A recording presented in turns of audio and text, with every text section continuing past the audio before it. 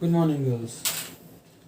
Today we are going to talk about test case.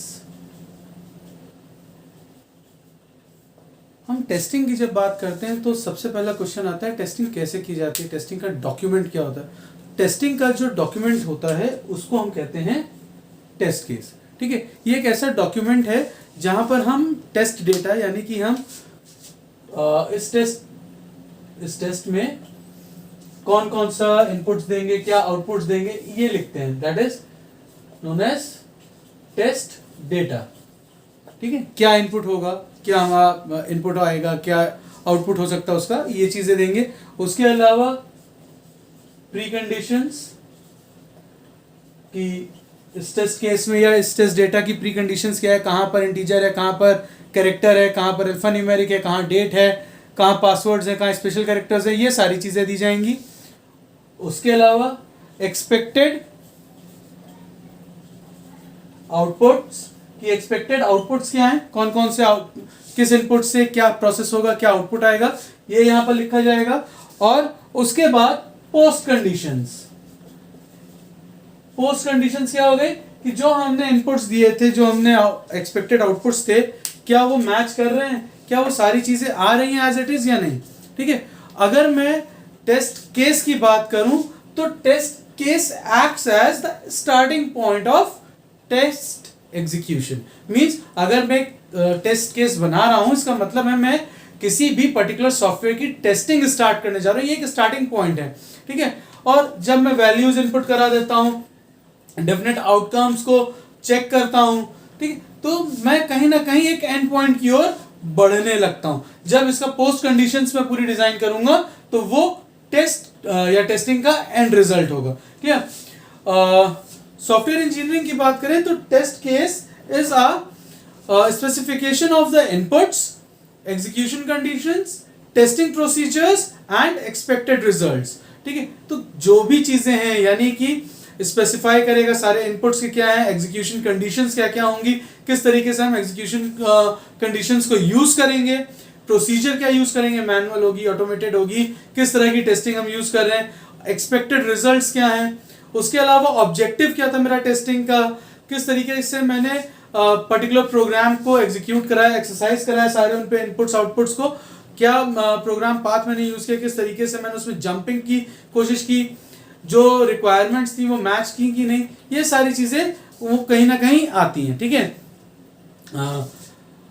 अगर मैं test cases की बात करूं तो टेस्ट केसेस की जो किसी भी एक पर्टिकुलर सॉफ्टवेयर के लिए मैं एक सिंगल टेस्ट केस नहीं बनाता, एक बैटरी ऑफ टेस्ट केसेस होती है। Means collection of test cases होता है जिसमें से हम रैंडमली कोई भी एक टेस्ट केस पिक करते हैं और उसको एग्जीक्यूट कराने लगते हैं, ये चेक करने के लिए कि किस कंडीशन में किस तरीके का सॉफ्टवेयर बिहेव कर रहा है। इन जनरल अगर मैं करूं टेस्टिंग की बात, टेस्ट केसेस की बात, तो जनरली टेस्ट केसेस दो तरीके के होते हैं। एक होता है फॉर्मल टेस्ट केस, एक होता है informal test case.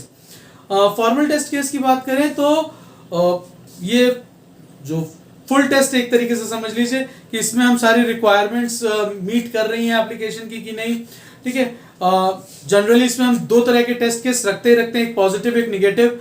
Positive test case की मैं बात करूं तो पॉजिटिव टेस्ट केस इंश्योर करता है कि जो एप्रोप्रिएट वैलिड डेटा है वो एक्सेप्ट हो रहे हैं या नहीं। और नेगेटिव टेस्ट केस की बात करूं तो ये चेक करता है कि मेरा जो पर्टिकुलर सॉफ्टवेयर है वो ब्रेक हो रहा है या नहीं। ब्रेक मींस कि उस नेगेटिव डेटा पे अगर वो एग्जीक्यूट कर जा रहा है जहां उसे एग्जीक्यूट नहीं करना चाहिए, that is the breaking of that particular software. Means वो कहीं ना कहीं फेल्योर पे जा रहा है। ठीक है, रिक्वायरमेंट्स के अंदर सब रिक्वायरमेंट्स होती हैं, सब रिक्वायरमेंट्स में भी हम दो टेस्ट केस लगाएंगे, उसमें भी हम positive and negative test cases की बात करेंगे। ट्रैक रखेंगे सारे लिंक्स का कि जो लिंक्स हैं हमारे डेटाबेस के या डेटा स्ट्रक्चर्स के वो प्रॉपर्ली फॉलो हो रहे हैं या नहीं हो रहे हैं।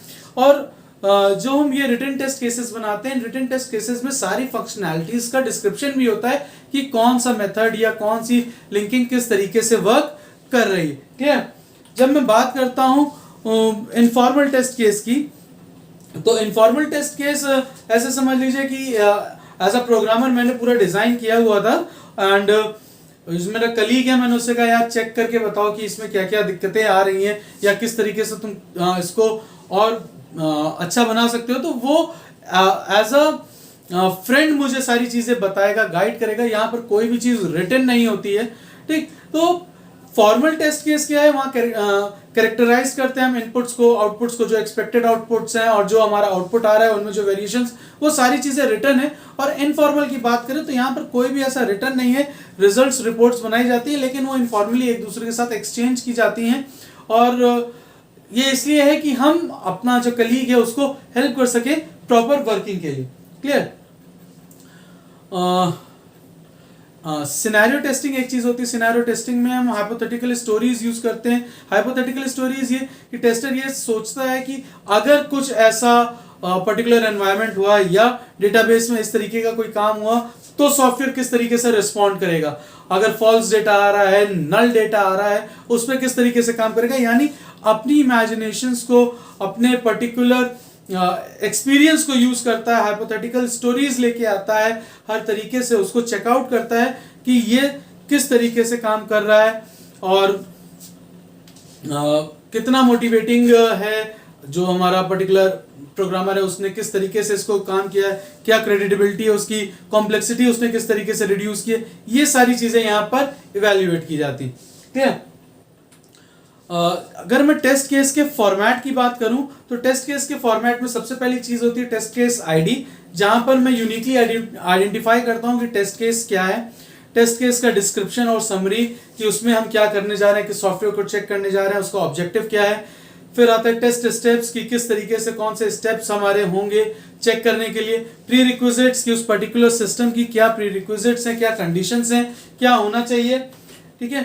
फिर आता है डेप्थ, मींस किस लेवल तक हम जाएंगे उसको चेक करने के लिए। कैटेगरी किस तरह की है, manual, automated, white box, black box, जो डिफरेंट चीजें हैं जो हम फर्दर आगे पढ़ेंगे। फिर ऑथर का नेम, यानी जो टेस्टर जो उसको टेस्ट कर रहा है उसका नेम, ऑटोमेशन ऑटोमेट किया है नहीं किया है। फिर फाइनल रिजल्ट आता है, दैट इज पास हुआ है, फेल हुआ है। अगर कोई स्पेसिफिक रिमार्क्स हैं तो उसको हम रिमार्क्स करते हैं। और ये जो पर्टिकुलर डॉक्यूमेंट है ये मैनुअल भी हो सकता है, ये कंप्यूटराइज भी हो सकता है, एक्सेल फॉर्म में भी हो सकता है, एनी फॉर्मेट, किसी भी तरीके से हम इसको स्टोर कर सकते हैं। क्लियर। डेटाबेस भी बना सकते हैं। तो अगर मैं टेस्ट सूट की बात करूँ, टेस्ट केसेस के बैटरीज की बात करूँ तो वहां पर हम टेस्ट समरीज भी रखते हैं कि किस टेस्ट से क्या आउटपुट मिला, क्या रिजल्ट आया, कॉन्फ़िगरेशंस भी रखते हैं, ये सारी चीजें। और उसकी फंक्शनैलिटी भी रखते हैं कि किस तरीके के फंक्शंस को या किस तरीके के सॉफ्टवेयर्स को ये चेक कर रहा है। ठीक है। अगर मैं नेक्स्ट टॉपिक की बात करूं तो वो आता है कि हम एक अच्छा टेस्ट केस कैसे लिख सकते हैं। तो सबसे पहली चीज तो है टेस्ट केस में हम ये चेक करते हैं कि हम सारे पॉजिटिव और सारे निगेटिव सिनेरियोस को कवर करने की कोशिश करें। लैंग्वेज बहुत टिपिकल नहीं हो, इजी टू अंडरस्टैंड हो।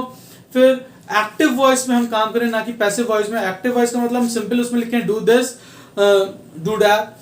ये नहीं हो कि you should go there and do that thing, ये थोड़ा सा कंफ्यूजन हो जाता है इसमें। तो हम नॉर्मल एक्टिव वॉइस रखते हैं।